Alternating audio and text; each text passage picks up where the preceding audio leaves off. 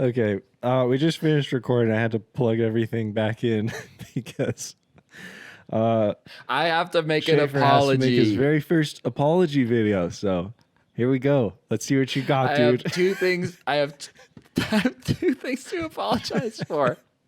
Number one, there's a point in this podcast where I just out of nowhere start super enthusiastically talking about the movie Holes, and I don't know why. You don't need to apologize for that. That's a great thing. I'm glad you talked about holes. And I think I scared Jake. And my second apology is because I was really trying to get the audio right this time, gang. I really was trying my best. But I set my microphone on top of my open Chemex like this. And so it sounds like I'm in a tiny tunnel the entire podcast. I'm sorry. Enjoy the episode. Welcome back to Friends with Benedicts, breakfast around the world. And that's all. That's it. It's good to be back. It's been a little bit. We've kind of taken some weeks off recording so that I can get my life back together because it all fell apart. But it's coming back together. Back together-ish? Yeah, partially. There have been some more things happen or whatever for better or for worse, but it seems like all things are kind of like leveling out now. But I have a story about, believe it or not, my car situation.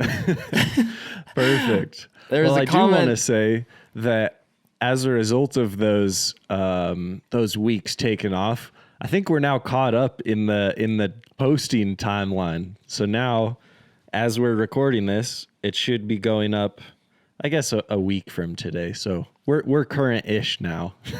Yeah. So now the current events are actually relatively current events, which is exciting. Yeah, we can talk about the news now. Yeah, the news. But what's your story? What happened with your van? Okay, yeah. So my story, there was a comment on the last episode. I talked about my van, and someone just said, "Get a new car, man." To which I'd like to say, no, I'm not getting a new car.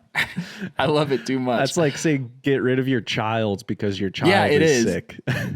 Yeah, it is. So I'm not doing that. But so car is still broken. It's been broken for weeks. It's hopefully going to get fixed here at some point. But anyway, I had to go back home. I'm back in my hometown. I was like, I need a way to get around, right? So my mountain bike has not been working for a while because there was some issues with the rear shock where it was losing air. And so I was like, okay, I'm going to take my bike in and I'm going to get my bike fixed. So I take it to the bike shop. It's there for a while. They're doing all this stuff to it. It's there for like, I don't know, maybe 2 weeks.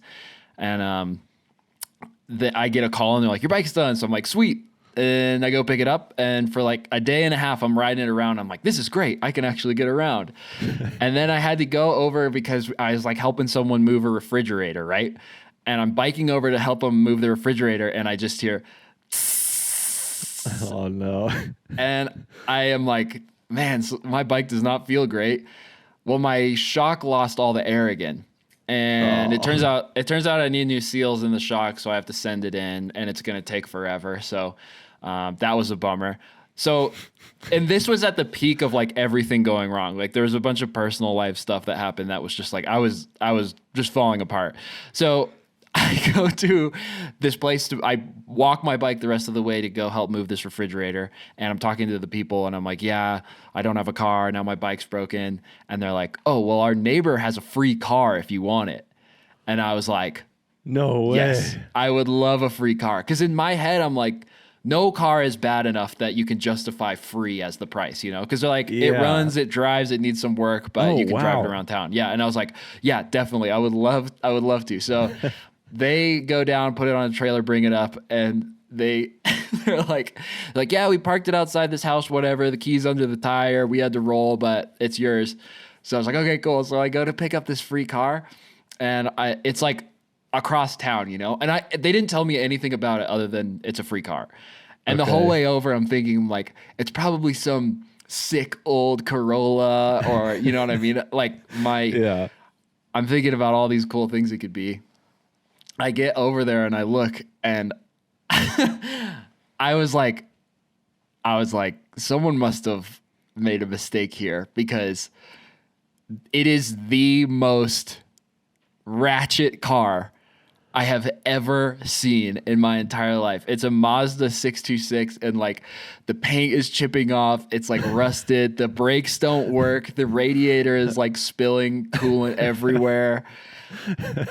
And so, But it runs. But it runs. Drives? Yeah, it runs. Okay. It runs and drives. It just doesn't really stop. So Oh, my perfect. Well, first, you're used to that. yeah, exactly. Well, it's even worse than my van was. So I get my new car, and I'm just driving it back to my place. And I'm like, trying to get the feel for it. My car is Japanese, so everything's backwards, like the blinkers and the windshield wipers and everything. So anyway, I'm like kind of going fast because I don't know the brakes aren't working, right? And so I come up to a stop sign and I hit the brakes. I just roll straight through, dude. And Oh the cars are like stopping, and I almost got hit. So anyway, this car has now become like a whole new problem, because I have to figure out how to get rid of it. Yeah, seriously. If someone's trying to get rid of a car for free, it's probably a good sign that it's not going to be great to have in your possession. Yeah, which I didn't expect. So Man. that's the end of my car trouble stories. Yeah. It's just funny because I've been calling it the Death Mobile, and it's just parked outside my house now. Oh my gosh. Yeah, dude, you're already walking on thin ice with a van with no brakes, and now you've just continued your problems. I just feel like I'm being gaslit because I couldn't drive, then I could bike, then I can't bike, then I get a free car, then the free car doesn't work. Now I just have it to look at in my front parking lot. The universe has been trying to tell you something for a couple months now. I don't know what it is, but yeah, probably that I'm bad. But the good news is I also injured my knee, but I just got an X-ray and I didn't break anything or fracture anything. So that's good. That's good news. Nice. Yeah, Good I feel news like all around. that story was a lot more amazing in my head, but No, dude, that's a great story. for the sake of editing, let's do this. Welcome to Friends with Benedicts, breakfast around the world. I got a free car. It's not great. What are we going to talk about today? So I saw a tweet this week that I figured you'd be stoked about. I don't know if you know that when they filmed Avatar 2, they also filmed Avatar 3 at the same time. Are you aware of that? No. So they filmed Avatar 3 at the same time as Avatar 2. So don't worry, there's still a third Avatar coming out. Good. Which supposedly it's going to have fire people in, fire Navi. But the point is... But they're going to burn the hoses that connect them. I know, dude. They might be like the bad guys of the Avatar world. But that's not the point. The point is... I'm on the edge of my seat. I saw a tweet from Jeff Snyder, who I did zero research to find out who he is, so I don't know how credible this is, but I think he's involved with Avatar in some form. He said that Disney Plus might be posting a 9-hour director's cut of Avatar 3. You're joking. That's what the tweet said, man. He said that James Cameron was trying to get it approved from Disney to fund all of the extra visual effects work to make Who a does this guy 9-hour think cut. he is? That's like the world's worst road trip. You're going to have jet lag from the friggin' Avatar. Yeah, dude.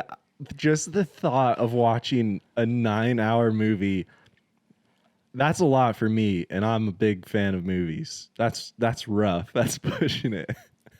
It didn't even win an Oscar. Yeah, I know, dude. That so I mean, the maybe the less exciting part of it is if you think about it logically. That dude, what could be just less means, exciting than a 9-hour Avatar movie? Let me think of something. I could definitely think of something less exciting than a 9-hour. You know how we were talking about what we do on airplanes in one of the past episodes? If I had the option between sitting and in the smallest seat and looking at the freaking headrest in front of me or watching a 9-hour Avatar movie, I'd pick the headrest. Well, of course, dude. That's all you do on flights anyways. Just sit and stare at the headrest. Would you pick the Avatar movie? Yeah, you would. You're a regular. Good. You're a regular Na'vi, brother. If it was good, I would. If there is no better options for movies, I'd probably watch the 9-hour Avatar. Wow. Well, but I think the less exciting part of the story is that probably just means it's going to be like an episodic series on Disney Plus. Sure, that makes more sense. I guess when you put it that way, it makes more sense. Yeah, when you put it that way, it's like, oh yeah, of course, we watch 9-hour things all the time, but they're split up. But yeah, just the way this dude tweeted it was like, James Cameron's trying to get funding to release a 9-hour cut of Avatar 3. But I don't know. Either way, it's still odd to make a movie, but then have a extended episodic series on Disney. Yeah, that is interesting. So, yeah. If I ever YouTube box anyone, I wanted it to be James Cameron. Ooh, okay. Who would you YouTube box if it was an actual YouTuber? Good question. Let me think about that. Who would you think about yours? I'll think about mine. Okay. It'd be Matty Hapoya. I would YouTube box. Oh man, I was gonna say Danny Gewirtz because he's just too good, you know.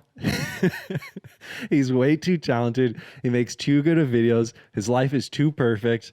And I'm going to give him a concussion. I secretly really, really love Danny. But the problem is the dude's also like jacked and super in shape and runs all the time and works out. So, yeah, I guess I would choose Danny Gewirtz and then I would just get knocked out immediately. Yeah, that's true. But you have stronger fingers. That's true. If it was Thumb Wars, I'd have the upper hand for sure. Yeah. Yeah, I think I'm going to keep my answer in. My answer is Matty Hapoya. All right. I know he's a dad. I know he's the nicest guy ever. But I'm still going to box him. Nice. Next topic.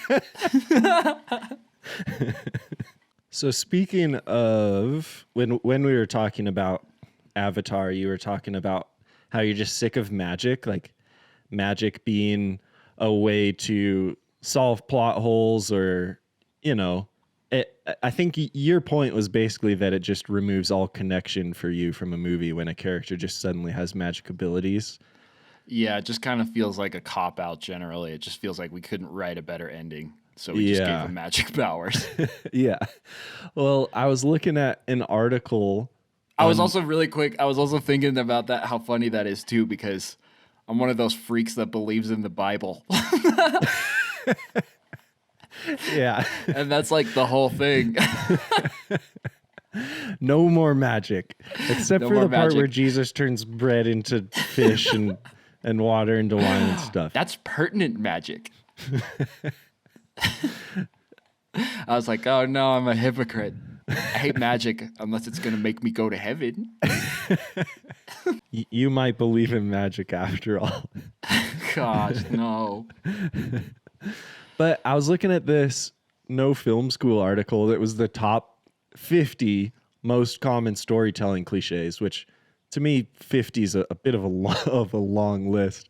But the number one storytelling cliche on their list was the chosen one. This is a character who's designed to save the world or accomplish a great task. The character is often given special powers or abilities and makes them unique and powerful. Yeah, so, I read this article because it was in the show notes. Did you notice also, though, that they described every story that's ever been told ever? Yeah. It's like 100 bullet points of story cliches. And some of them are like, yeah, story that has beginning, middle, and end. Total cliche. Story with a main character. Every story. That's exactly what I want to talk about. Because there was like, well, especially because I don't like going through the list. It was like there was the chosen one, and then there's the chosen one prophecy, and then dude, okay, I lost it because this isn't funny, but it is. You go to number 15 on their storytelling cliche list is the dead parent.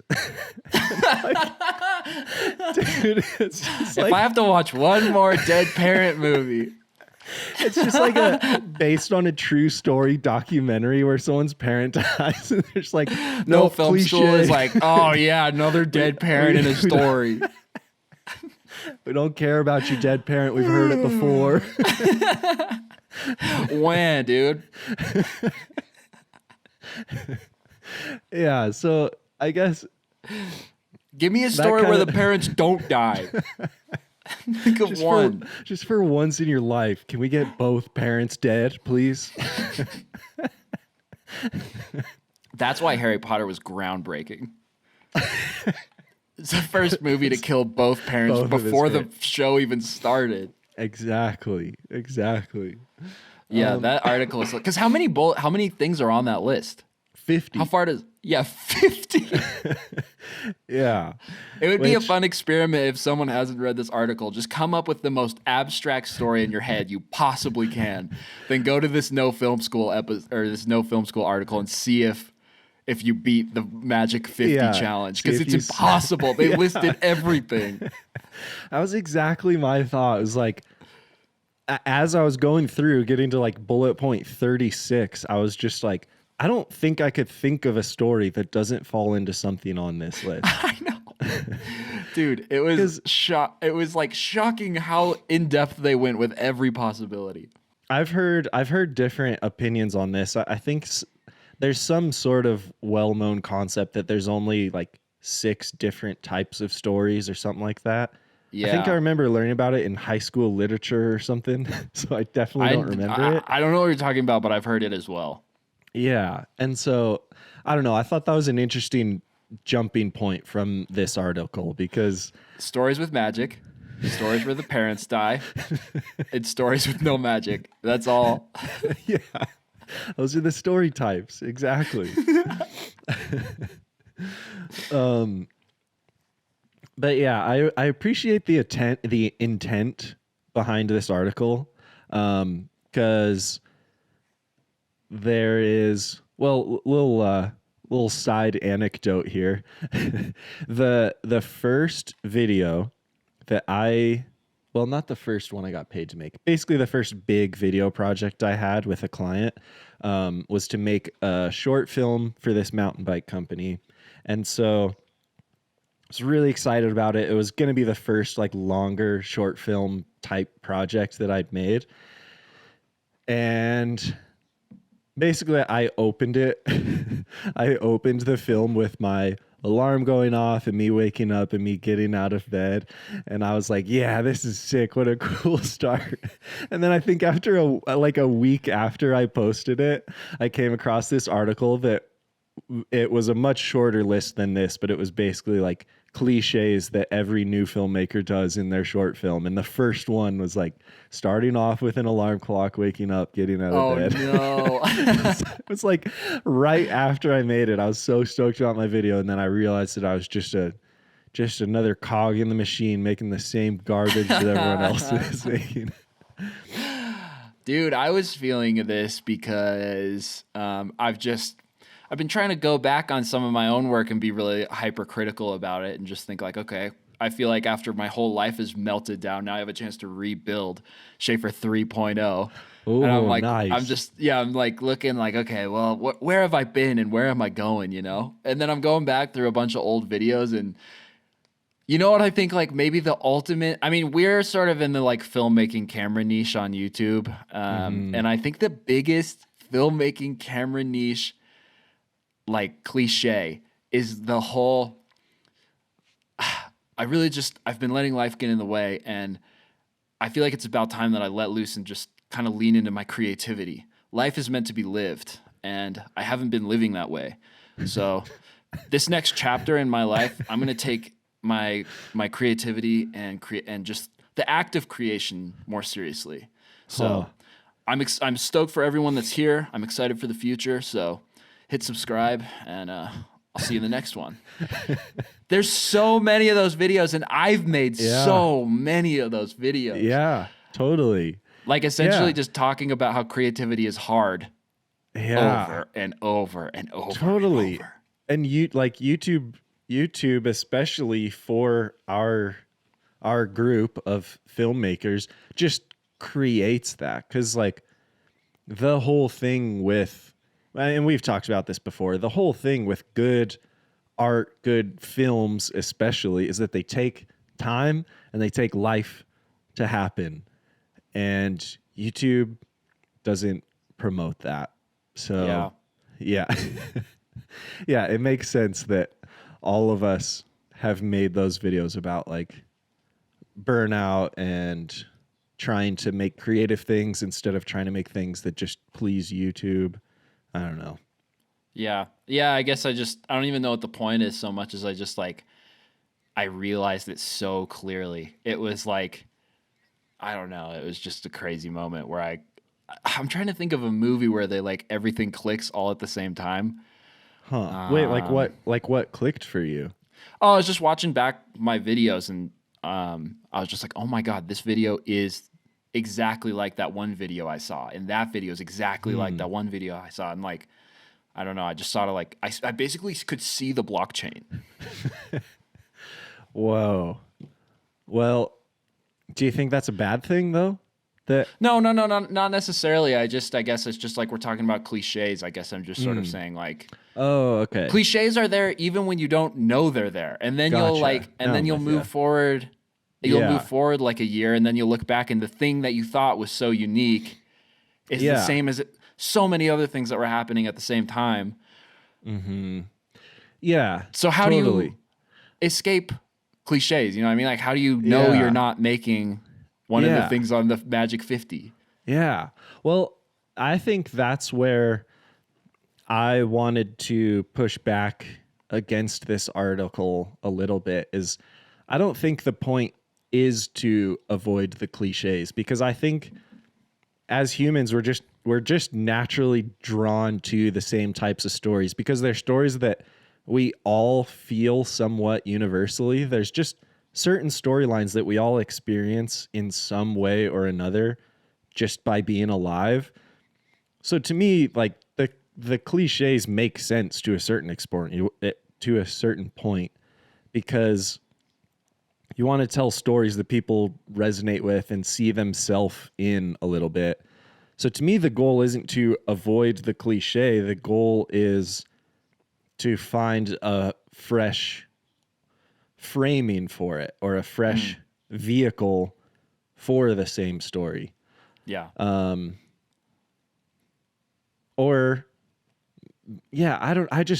think humans have been telling stories since we were cavemen.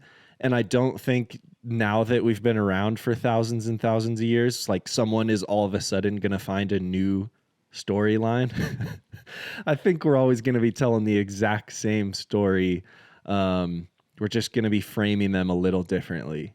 Yeah. Well, I mean, again, like it parallels really nicely with what I said earlier, where I was like talking big crap about the whole no magic thing, and then I realized the whole Bible is magic, and then the Bible also has dead parents because Jesus is kind of like the father, because he dies, and then it also has the hero's journey. You know what I mean? Like it probably has all 50 on the list. Yeah, probably. But I don't know if that story has impacted me it's impacted a lot of people pretty significantly. So I don't know. Yeah. Cliches. What are you going to do? Yeah. I mean, I was definitely trying to figure out how to break free of it, or what would be the goal. If you did take this article to heart, like how would you do that? And to me, the first thing that came to mind was Severance, because Severance was just the most like mind-opening show, because it just felt so different, so unlike anything else that I've ever seen.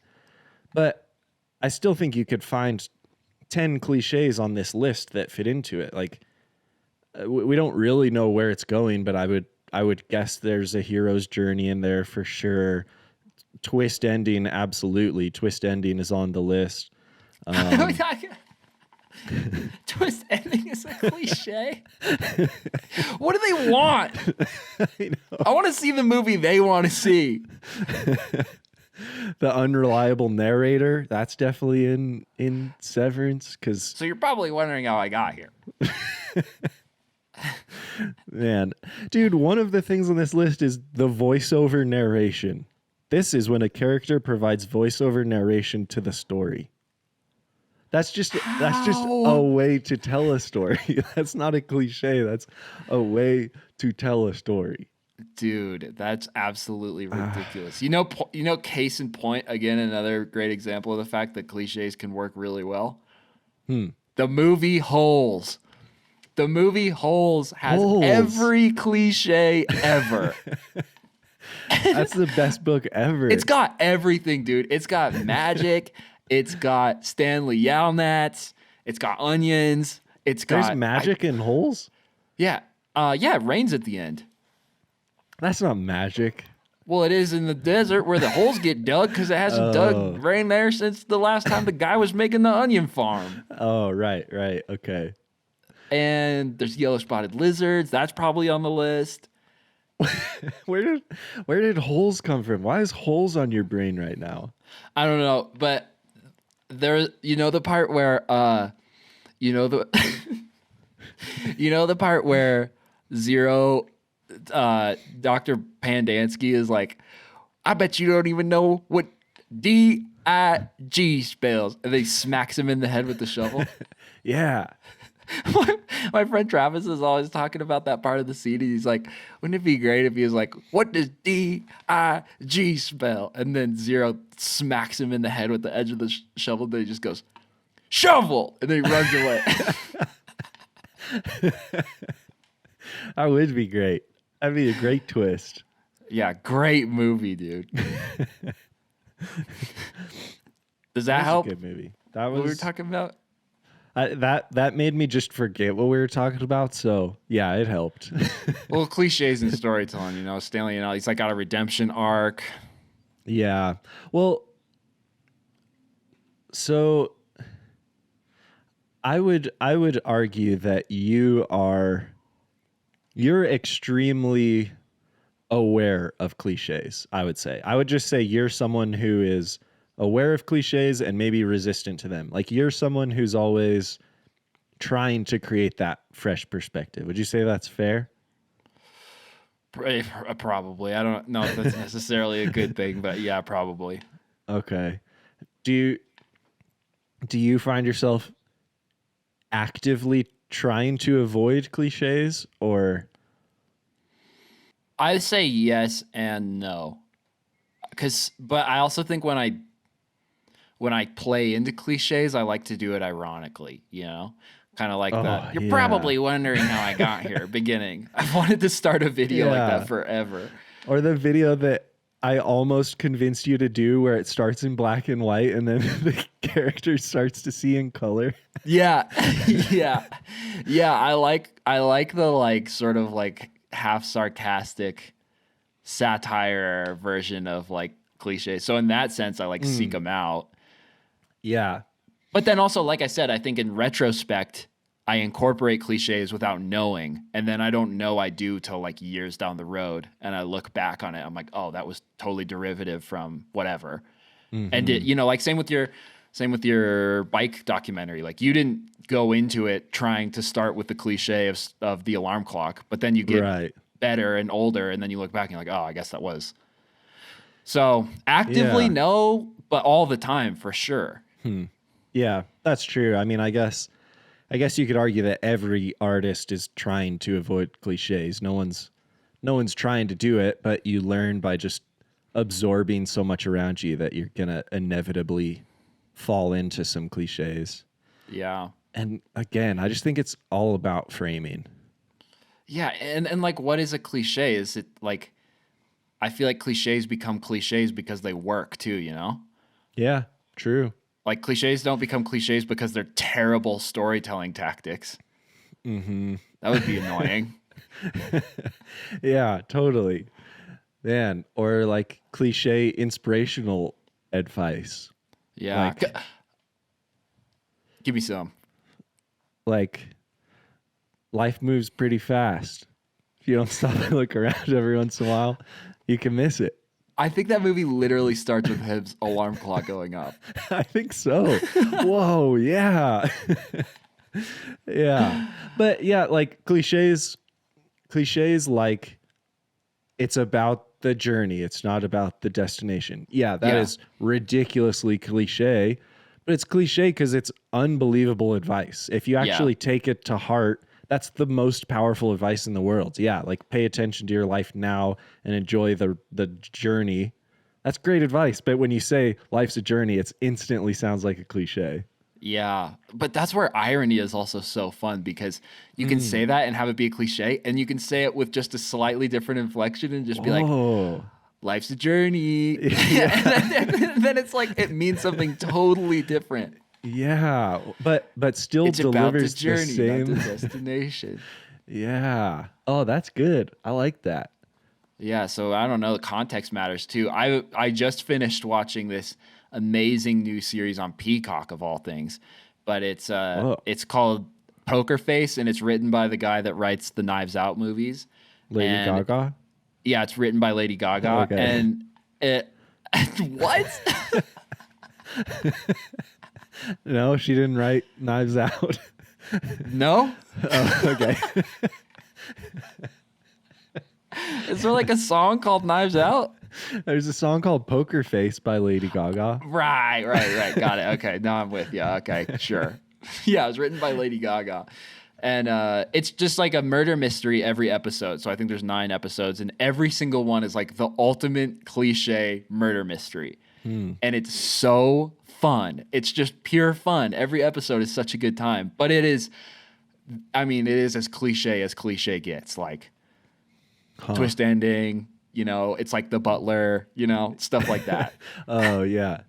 Nice. Wow. What even is Peacock? Is that just another streaming service? Yeah. Oh, okay. Dang. Well, Yeah, I only watched it because Lady Gaga directed it, and I'm a big fan. yeah. Yeah, I figured. I feel like we just conquered that topic. We figured out all the answers. Yeah, I think we did. There's nothing more to say about cliches. I mean, maybe one other example that I wanted to bring up, because I brought up Severance, which I thought, God, I'm just so excited for the next season because I am too. I was just Googling when it comes out like 2 days ago. Me too. I don't know. It's been a while since I've seen a show that excited me that much. Yeah. But how much does hype ruin something? In the sense of like Everything Everywhere All at Once was so good. But now that it absolutely swept the Grammys, does it change it for you at all? Or is it still great? Not for me. I still think it's great. I'm stoked. Yeah.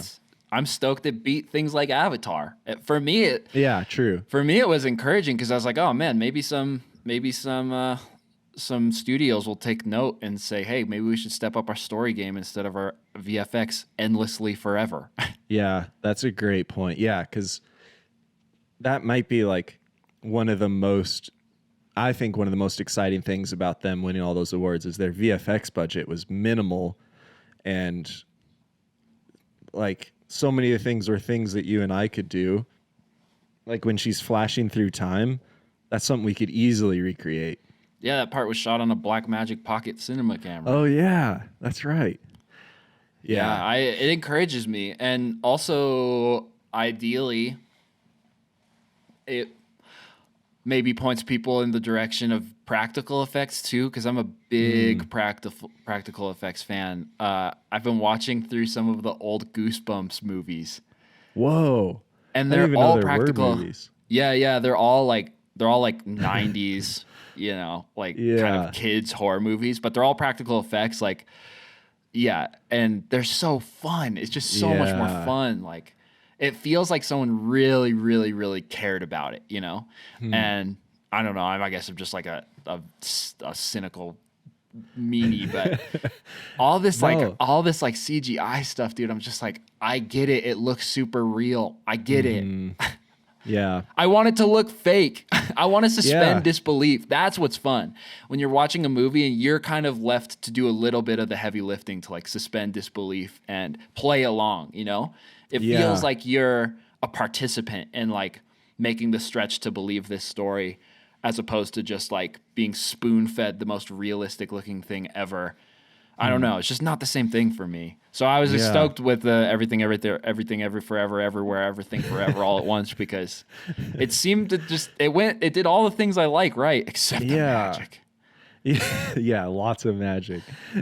Well, yeah, and when a story is good enough, you don't care about the effects. Like you said, you can suspend disbelief enough if the story's good enough and you're invested in the story. So there I go coming in with another cliche that story is the most important thing. Yeah.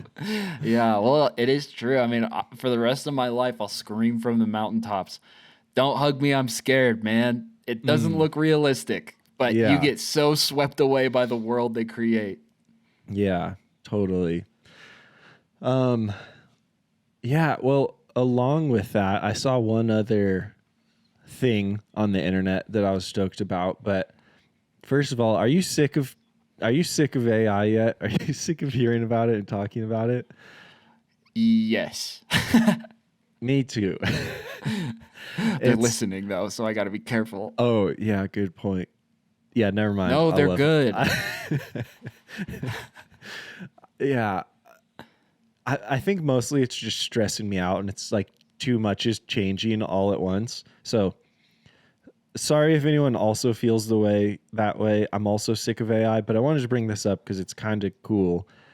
I saw a technology for like AI film backgrounds so that all you need is a green screen and you light yourself, but it can insert in an AI background that will like interact with your lighting and your shadows and stuff. So I don't know. I guess I'm that made me torn between that being an incredibly accessible, low budget way to make movies versus the other end of the spectrum being the practical effects that we were just talking about. At what point is low budget better if you just work with what you got or you try to use AI to make it better? I'm sure different people will have different opinions about this, but for me, I just think so much comes down to craftsmanship. Like to me, it really matters when people put physical time and skill and work into something. And I know there's a lot of physical time and skill and work that goes into like, you know, all the VFX stuff and Blender and all that. But it's just a whole nother level to me when it's like you're manipulating things in the real world to do something that is so far outside the real world. Like making something surreal out of what's real is just like it's such a cool human craftsman thing. Yeah. It's the same reason when you drink coffee that's brewed by someone that obsesses over coffee, whether you like it more than whatever other coffee, Starbucks, whatever. There's something about the fact that Yeah. someone cares deeply about it and put in like human time and effort and work that to me matters a lot. I think it's similar with like, you know, whatever, like fancy pens or pocket knives or whatever. You can buy a million pens, you know, and they all do the same thing. But then there are those one pens that are like $400, but they're handmade by like some dude in Italy who just makes pens. And I think those pens are cooler. Yeah. And I always will. The human touch just matters a lot to me. So I've seen that stuff and I think it's exciting and it's going to open a lot of doors, but it doesn't excite me the same way watching old episodes of Goosebumps does. Yeah. Yeah, and it just feels more and more like that's the cultural feeling as well. Is like I think we're all just getting so worn out on anything digital. I think everyone's just desperate for more physical analog handcrafted things with care put into them. And I think especially as AI just continues to ramp up and we have more and more just generic shit made from AI, I think we are going to continue to care more and more about that craftsmanship and things that have just human soul poured into them. Yeah. I hope at least. Well, where I live in sort of the, I guess, industry I'm more or less in is kind of the outdoor industry. And I have been saying, even since Web3 stuff started popping off, like for every action, there's an equal and opposite reaction. And I think the equal and opposite reaction to Web 3.0 and crypto and AI is just people are going to want to feel like they're alive. And in my opinion, the outdoor industry is like the perfect parallel to all that stuff, because you are never going to be able to have a VR experience that feels like you're breathing the air on top of Half Dome in Yosemite. You're never going to be able to play a video game that makes you feel like you're in the Dolomites, or crashing on a mountain bike, or snapping your knee skiing like I just did the last couple weeks. Like, yeah, it is impossible to replicate the sights and the sounds and the smells and the feeling and the temperature. And I'm geographically, those things are the most important things to me. And I'm seeing people from, I don't know, like, again, geographically speaking, people from Denver or Houston or people in more conglomerated areas flock out here because there's something out here that you can't get with any of the stuff that's being digitally manufactured now. So I'm probably the wrong guy to ask, because I am on the opposite side of all of this. I am investing heavily, as far as my money and time, into real things. So I like looking at it and hearing about it, but I have no intention of like being the guy that makes a video with an AI background. It's never going to be me. Well, that just clearly shows that you've never ridden the Avatar ride at Disney World. I haven't, but I have done the Soarin' ride at Disney World, which is the same thing. See?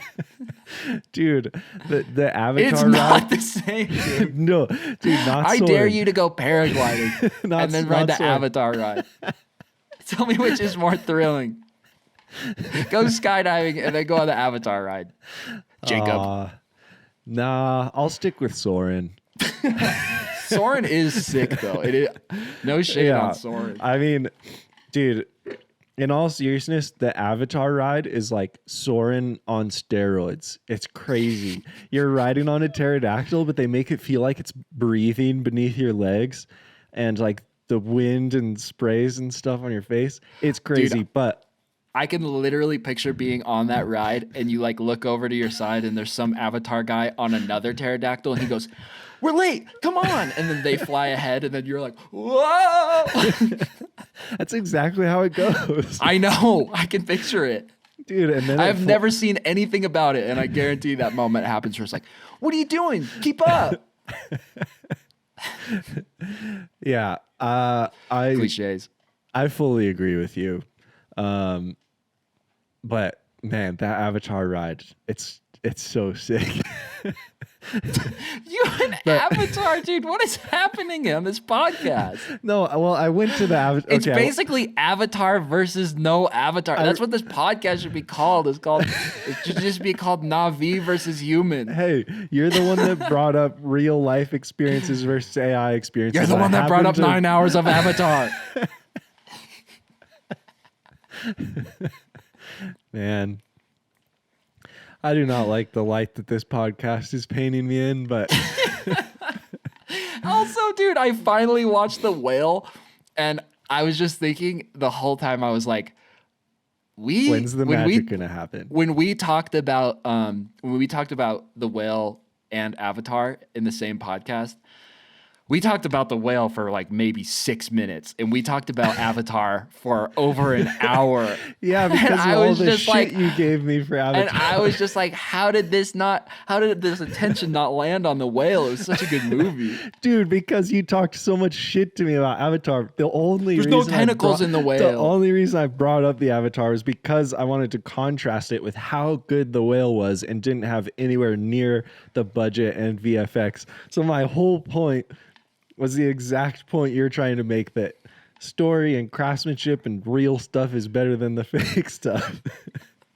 And somehow I've been gaslit into being the Avatar fanboy. You were just trying to tell me that you'd rather ride the Avatar ride than go skydiving. What was that thing about irony you were sharing just earlier? Oh, man. I'm really It's okay, glad dude. We'll get you back on the Avatar ride. We'll give you an iPad so you can sit on the Avatar ride and watch the 9-hour stream of Avatar 3. Oh, man. Well, Maybe maybe for the podcast, if we hit like 1,000 subscribers or something by the end of, I don't know, by some point, then we'll like do a live stream of us both watching Avatar. Yeah. Oh my God. Please subscribe so that I can force Shaffer to watch Avatar. Yeah. Well, like we won't put Avatar on screen. It'll just be pointed at us. Yeah. And we'll just watch Avatar. Yeah. I love it. Let's do it. 1,000 subscribers and we'll live stream our faces watching the whole Avatar movie. Yeah. 1,000 subscribers before, I don't know what. Because I want there to be some sort of world where I don't have to do that. Before 2027. Yeah. Dude, what did you think of The Whale? I thought it was great. I liked it a lot. The ending was so... Did you see the magic ending? That's why I was dying when you were like, I swear, even the whale's going to end with some sort of magical ending. That's why I was dying inside, because he like starts into the air and then busts. Oh, yeah. I wish we had earlier said spoiler, but... Oh, shoot. Well, that doesn't really spoil the movie. Yeah. I don't think the climax of the movie is him the air and all right. Well, from here on out, spoiler alerts. What did the meaning end to you? What did the end mean to you? Whoops. I think it was just a less, what am I trying to say here? A good visual way to represent death. Like, I think it's clear that nothing magical actually happened. He just died. But they chose to show it in a magical appearing way. Yeah. I just felt like he came to terms with his relationship with his daughter before he died, and so it was a victorious ending. Totally. Yeah. And I think that's why they chose that like floating, turning into dust thing, was because he had like found peace just before he died, and kind of like did the last biddings that he needed to do. Yeah, it was such a good movie, and oh my gosh, you forget it's Brendan Fraser. You really do. Yeah. I mean, that's not a fresh take. We don't need to talk about how good Brendan Fraser was in it, because he won an Oscar for it. But he did a good job for anyone that doesn't know. Yeah. Yeah, totally. I'm really stoked he got it. Yeah, it wasn't nearly as good as Avatar though. That's true. That is true. Oh, dude. No, never mind. The Whale wasn't good. It had dead parents in it. Oh, yeah. What am I talking about? God, cliche. Oh, man. I guess that's about it, other than make sure to subscribe so that we can get to 1,000, so that Shaffer has to watch Avatar and we live stream it. Make sure to avoid the list of all 50 storytelling cliches in any future work you do. Yeah, it's probably safest just try not to tell any stories, or no film school will get you. Yeah. That's all I got. You got anything else? No, I still feel like we're running short though. Yeah, maybe. All right. Maybe this makes it, maybe this doesn't. But we were just talking about AI. So here's my smooth transition. Speaking of AI earlier in the podcast, did you also see? I was just watching a breakdown that Linus Tech Tips did of all of the new advancements in ChatGPT 4. Did you see that someone asked ChatGPT? There's an unreleased version that's way more powerful that has all of the restrictions locked off. So they were doing experiments with this crazy unlocked version of it. And someone basically said, can you create me a drop shipping company that makes me like X amount of money by the end of this month? And it does the entire thing, the whole entire thing. God. The only thing they had to do was ask it to do it. And then by the end of the month, it was generating revenue. It like created an entire business. And that's scary. Another scary thing that it did was they asked if it could do something on the internet that had to do with a CAPTCHA, because still like ChatGPT still can't get through CAPTCHAs. ChatGPT got onto Fiverr and hired someone to get through the CAPTCHA for it. Oh my God. This is exactly why I don't like talking about AI, because it stresses me out so much. Yeah, dude, it is absurdly powerful. And then, there was another one where there was, it was interacting with some person somewhere down the pipeline of creating this business, and someone asked, am I speaking to a robot? And the other thing that's new about ChatGPT 4 is it backlogs reasons. So it's like if it does something, it has a backlog of why it did it. And the person asks, are you a robot? And it says no. And then in the backlog, it sees that it knows that if it says yes, it won't let it progress further. So it lied, and it reasoned through lying. We're doomed. It's crazy. Things are on another level right now. The video that I watched was called ChatGPT 4 is scaring its own creators by Linus Tech Tips. And it's worth a watch. It is scary stuff. Yeah. Oh my gosh. Well, yeah, there's fun, kooky things about AI that are fun to talk about. And then I hear stuff like that, and it's just like, well, it was fun while it was lasted. I guess I'm gonna go learn to surf before I die. Yeah. Midjourney 2 now figured out the hands thing, because you know how it couldn't make handshakes and stuff. Yeah. Now they got hands figured out. It's like indistinguishable. When you do the like selfie ones, when it does like whatever, like Polaroid selfie at a party, you wouldn't believe it's not real people. It's so scary. Man. Yeah, that's crazy. Even though I don't want to, I'm definitely going to watch that. Yeah. Well, it's a crazy world. I don't know. It's like a year from now, we'll look back on this and that'll be rudimentary, because when Midjourney 1 came around, it was absolutely groundbreaking. And now Midjourney 1 looks like Game Boy graphics. You know what would be sick? You know what might be like a silver lining to all of this? Maybe apocalypse. Maybe apocalypse of the internet only. Which I don't know if that would be a good thing. I know. But hear me out. Highly problematic. I know, you're right. But hear me out in my fantasy situation, because I'm stressed out enough. You're right. If that this will help. Imagine a world without the internet. This will help. We'd be screwed.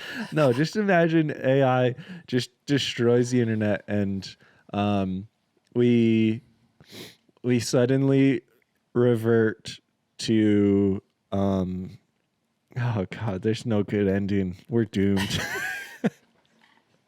Dude, if I could have ChatGPT do anything, I would have it freaking moderate TikTok a little bit better. That place is crazy. Dude, I haven't had it in like a year now, because that place is crazy. Well, I made a short video a while back, like a reel style video, and I was like, I'm gonna post it on TikTok. And so I downloaded it for the first time in who knows how long. And instantly I just get on my For You page and I'm like, this doesn't seem real at all, dude. What is the thing with why do people like act like TikTok-y on TikTok? You know what I'm saying? Yeah, like there's a whole I don't even know what to say. It's like a whole demeanor that only exists on that app, and it's so foreign and weird, and the whole pointing up. Yeah. They just like move like NPCs. It's so weird. Yeah. I don't know, man. Like, maybe I'm just getting old, but I have not looked back once since deleting TikTok. Like, my life has just got nothing but better since deleting it. So Yeah, I haven't downloaded it since then, and I haven't missed it. But yeah, because I was only on it for what, like, like 5 minutes, and I yeah. was just like, this is freaky. Yeah, dude. And on a different note, I only recently started consuming reels, and I've actually been really stoked on the reels that I'm getting on Instagram, which I did not expect, but I'm stoked on them because, the joke is always, oh, yeah, use Instagram reels so that you can see TikToks from 2 months ago. Like, that's the running joke. But that's not been my experience at all. My experience has been just like pretty refreshing, creative shorts. Yeah. I think they must just have a better spread of what I'm actually interested in, because generally if I do wind up on the Reels page on Instagram, I feel like it's pretty pertinent to stuff I'm interested in. TikTok is just the wildest attention grabbing. It's basically just like 14-second clickbait title thumbnails that you're just looking at like, we're doomed. Like every single one I would look at, I'd just be like, we are so doomed. It's a messed up app. So I'm probably the first person to say that too. Oh, TikTok's crazy. Probably. We've got some fresh takes on this episode. Yeah, no kidding. Brendan Fraser, phenomenal. AI is really insane. Brendan Fraser's an amazing actor. TikTok's crazy these days. Well, can you bring us back? Can you bring us home with a Shaffer's pick of the week? Do you have one lined up? Yeah, I think I do. It's kind of it's more basic than normal, but perfect. Perfectly in line. I went down this whole rabbit hole this week of the Gorillaz. Now I know. Here's the deal. Here's what's crazy. Okay, here's what's crazy to me. Okay, Damon Albarn, who's who's like the main guy behind the Gorillaz as far as the music is concerned. And then there's Jamie Hewlett, who does all the animations. He's like older. I don't know if he's in his late 40s or late 50s or something. He's an older guy, right? But he's created this teenage pop band that will never get any older. And they have been popular for 20 years. And their new album, they're currently the 69th biggest band in the world. Like, what? The dude is a mad genius. Insane. Yeah. The dude is a mad freaking genius to continue to be relevant for I remember, 20 years. Yeah, I remember seeing the Feel Good Inc. music video when I was like 13 or something. And I thought it was so cool when I was a 13-year-old kid. And it's still basically the same thing, like same animations. Yeah. That's wild. Dude, it's crazy. And they were like in their early 30s when they made that. It's absurd. But the reason Gorillaz is pick of the week for me is because I didn't know this, but there's this story that weaves through all the music videos, and it's kind of complex and it's pretty sad. But there's this whole overarching like story that ties all of the albums and all the music videos together. And I watched this video. I'm not going to be able to remember the name of the channel, but I'm sure you could find it. But it's just it's a video called it's called Plastic Beach, the album that almost broke up the Gorillaz or something like that. But it mostly is just a narrative thread that explains like, and dude, I just realized like Damon Albarn and Jamie Hewlett, they are mad geniuses. The whole project is unlike anything that'll probably ever exist. They're just the amount of relevance they've been able to hold on to and create, and the fact that they're continually collaborating with like really big popular current artists too. It's just a brilliant project. Yeah. Wow. And that video also goes into detail about how they had this other project they were working on for a while called Carousel, which was supposed to be 100-mile stretch up some coast. And there was going to be 70 songs that played on the coast while you like traveled up this 100-mile journey. And it was supposed to represent like birth till death. And there was a whole story that unfolded like on this whole thing, but they lost funding, so they couldn't do it. But rumor has it they still like all the songs still exist, all the plans for it still exist, and in all the music videos they tease towards like potentially doing this carousel thing at some point. No way. So I was just like, these guys are on another level, man. That's so cool. Yeah. Jeez, that type of like thoughtful, consistent branding, and when there's that level of mystery that like points towards things the artist is doing, that's always impressed me so much. I cannot grasp doing dude work like and the that, thing where they'll they'll put like little Easter eggs for videos that come out 7 years later. It's just so impressive. It's so impressive. Wow. That's awesome. Yeah, so it's the kind of like creative caliber stuff that you can only dream of, you know. It's like there's all kinds of room for like conspiracies and big projects that were so big they couldn't get done, and like I don't know, it's just so inspiring. So well, and it's also such a great testament to consistency too, because they've not just been on a steady journey. Like they've been really hot and then completely irrelevant and then really hot. Like it's not like they've been cool all along, but you know, they've been consistent, and I think that's a huge testament for a lot of the success. Yeah, dude. And it's also cool because a lot of their stuff that was really not hot when they released it has become really like the song like Rhinestone Eyes completely flopped. And now it's like one of the most played songs ever. So oh wow. I don't know, it's cool. Just it's sick. Very inspiring and very like it just kind of makes you realize wherever you are on your creative journey, there's room to experiment and do things that haven't been done and play around and have big ideas that don't work and have small ideas that don't work. And still have them point towards you being 60 years old and still relevant with 13-year-olds. Crazy stuff. They are the first people, I feel like, as far as music is concerned, that completely, fully harnessed the power of the internet. Because they made themselves ageless, and no one else could have done that. They had to do it when they did it, you know? Yeah. Because you needed YouTube, and you needed animation, and you needed social media for any of it to work, because these characters had to be real, and they made them real. Yeah. So, wow. Yeah. Man, that's sick. Dang. Thanks for saving me from my doom and gloom crisis. That just completely turned things around for me. I feel way more stoked and optimistic now. Yeah. Well, it's also cool because I don't know, you know, I don't know what like you and me are going to do in the future, but we're like the age where they started doing that stuff. So. Oh, wow. Oh, man. Yeah. Hell yeah. There's still It's going to be hope. okay. It's going to be okay. Oh, thank goodness. I mean, That's I guess awesome. I guess Damon Albarn had already been in like one of the biggest British bands on the planet. Hey, I don't need to know those details. I just need the first half. But they were roommates, and Jamie Hewlett was like a nobody when they started Gorillaz for the most part. So Oh, wow. so it's okay. Perfect. Perfect. You just have to be the roommate of someone who's super That's talented. me. Oh, man. That's sick. That's fully my role. Oh, yeah, right. Get out of here.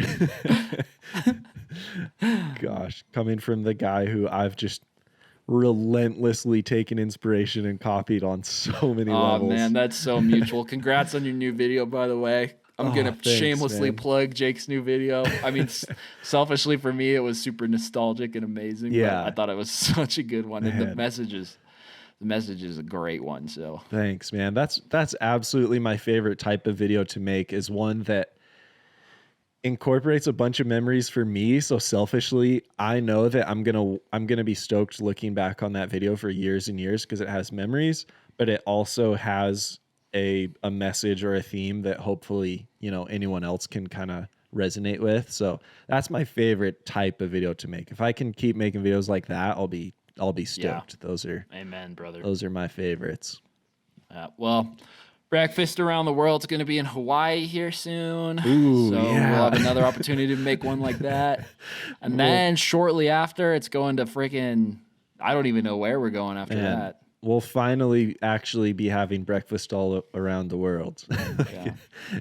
We've mostly been stuck with these remote episodes, but yeah, pretty soon we're going to be traveling all over. Don't really know how that's going to look as far as release dates, but hey, we're just glad you're here for the ride.